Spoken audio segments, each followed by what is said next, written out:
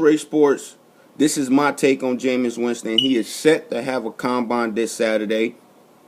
I'm going to keep putting my stamp down that he will be a great quarterback. I don't know what the hell is taking the Buccaneers so long to make a decision about this. I will just tell the world, yeah, I'm taking him.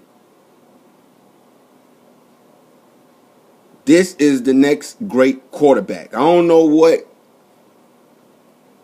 the discussion is about. What people just trying to bring up the littlest things to try to make him sound so damn. It's crazy how people that swear they know football want to keep talking about Mariota as the better quarterback. The only way Mariota, in my opinion, I will keep saying this, will succeed is if he ends up in Philly. Because Chip Kelly is the only coach that has proven he knows how to run this system at a consistent level. We seen what's going on with RG3. We see Cam Newton still can't understand his first year. We seen the gaudy numbers he had put up. But since then, we just seen drop because he's still trying to understand how to play the game within the pocket. Mariota's not as fast as RG3. Well, we haven't seen him run his combine, but I don't believe he's as fast as RG3. He's not as big as Cam Newton. And we see the struggles that these guys are having. So why the hell are these so-called NFL scouts still high on Mariota?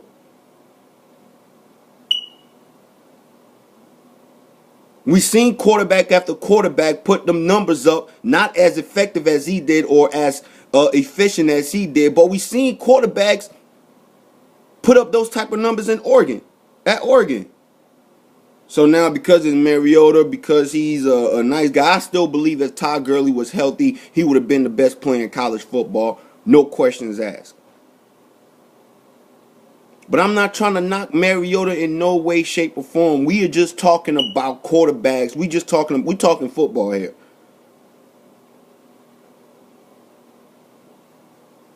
I believe that Mariota is a second-round grade. I believe he's a second-round quarterback. It's a system.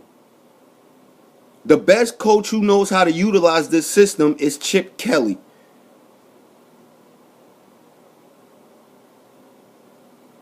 I don't know what everybody else is like. It's like I'm ahead of the curve or something. The best quarterback in this draft, bar none, is Jameis Winston. I don't want to hear anything about his off-field issues because really, what are they? I want to know, what are they? The rape charge situation that's still going on, we don't know. And I don't know if there's been a clarification on that. But he hasn't been convicted of anything. The situation with him, allegedly stealing crab legs, I think it was just a miscommunication of something that it was accustomed to doing. And probably somebody else was there and thought they were stealing. I don't think okay, that's petty. Him getting on, I think it was the middle of the lunchroom and screaming out whatever he had screamed out. That's immaturity. He's 20 years old last time I checked. But let's judge him on the field. And I'm going to tell you what my eyes see on the field, which I trust very well. I trust my eyes and I don't be wrong on a lot of things. And I'm telling you right now that Jameis Winston is going to be the next great quarterback.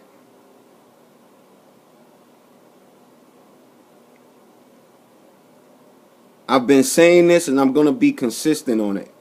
The reason why he had a bad second year after winning the Heisman is because he did not elevate his game in the offseason due to him playing baseball. I've been on the record saying that. I have wrote an article out about that after he got caught stealing. I forgot what I titled. What, you trying to build a clubhouse?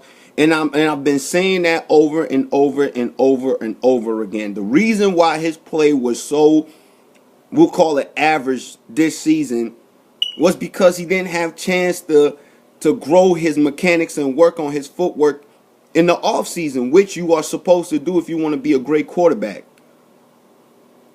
I've been saying this and I'm going to stick to it. If you are a quarterback, you cannot play no other sport. Bo Jackson, Deion Sanders, they could do that when they were playing football. They could play baseball and still be somewhat successful at it. Bo Jackson, great.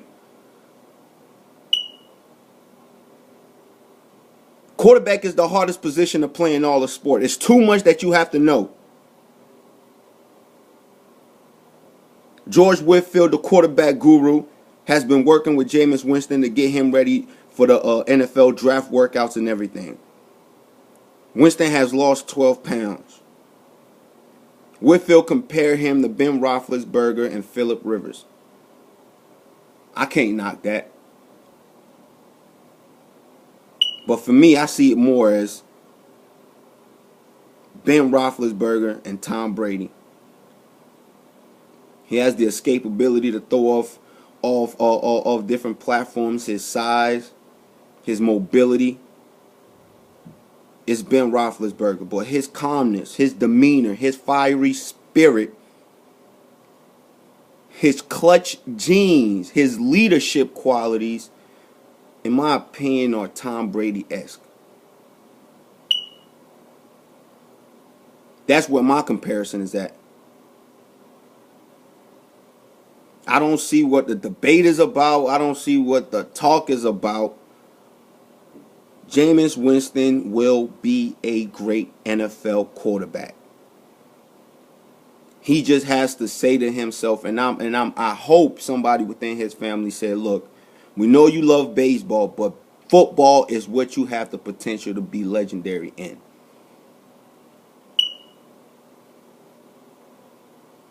And I hope that's the road and the path that he takes, to really say, okay, football is my calling card. Let me go for it. Because I believe that's the only thing that could stop him from being great. And if the Bucks happen to smarten up or don't let no fools get in their ears, they need to draft Jameis Winston. No questions asked. No questions asked. We forget, like, the Bucks don't have weapons on the outside in Vincent and Evans, who both got over 1,000 yards receiving last season, with Josh McCown as the quarterback. And their offense only putting up 17 points, leaving their defense so vulnerable. That's why they were 2-14 last season, because their offense was so terrible. They have a stout running back in Doug Martin, who the previous season went for over 1,000. So they have a steady running back that can get productivity out of. They have a pretty stout defense led by McCoy, Golston, and Levante David.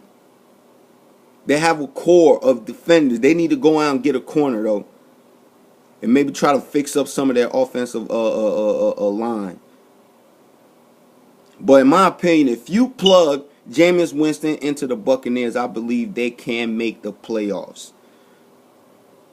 Let's not forget they're in the NFC South. Even though in this upcoming season, I'm still stick with Atlanta. But I believe the Bucs will be the team on the rise in that division. Quick.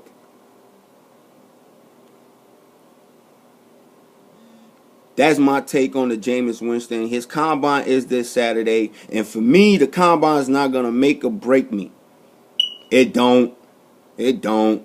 I don't care how bad he runs, or even if he happens to have a bad day throwing the football. It's not. I'm not worried about that.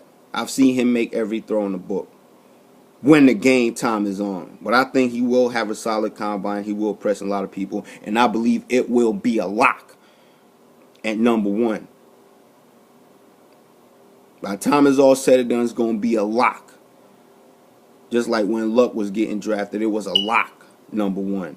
Even though people were still siding between him and RG3, I believe it was a lock for Andrew Luck to go number one to the Colts. And I believe that's the same situation with Jameis Winston. And I'm going to keep saying it again. Marcus Mariota is a second round grade. Last time I checked, I think he ran a 4.4, 4.5. There's some DNs in the league that can run that and can catch you at an angle. The system is a gimmick. It comes and it goes. Defensive coordinators get paid millions to stop gimmicks.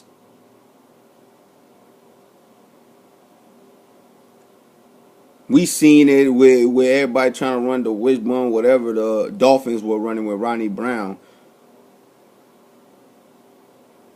And we seen that quick come and go. The game is won in the pocket. It's won in the pocket. Championships are won in the pocket. Russell Wilson is understanding how to play in the pocket. He does it sometimes, but he still knows how to play within the pocket. I don't think Mariota he gets too rattled when the pocket start breaking down. He just falls down. Mariota is a second round grade. Jameis Winston is a lock at number 1. What are we talking about, sports world? I thought y'all knew something about the sports world, man.